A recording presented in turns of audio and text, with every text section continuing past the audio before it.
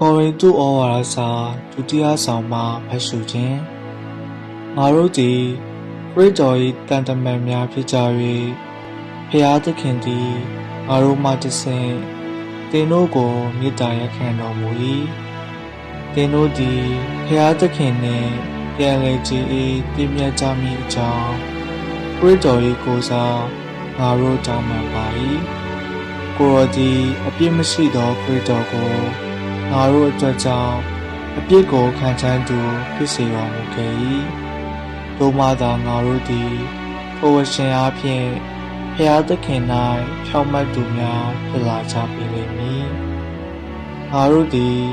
ကိုရိုနှင့်တူပါဝင်ဆောင်ရွက်သူများဖြစ်ကြသောကြောင့်သင်တို့သည်ဖျားသခင်ယေရှုတော်ကိုအကျိုးမဲ့မခံယူကြရန်သင်တို့ကိုတောင်းပန်ပါ၏အကြောင်းမူကားကိုရောက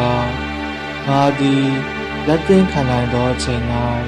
သင်တို့ကိုနာညောင်း၍ကယ်တင်ခြင်းနေရ၌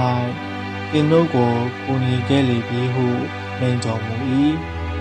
ယခုအချိန်ဒီကလက်သင့်ခံနိုင်သောအချိန်ဖြစ်၏ဤယနေ့ဒီကကယ်တင်ခြင်းနေရဖြစ်၏ဖျားသခင်နှုတ်ကပတ်တော်ပေသည်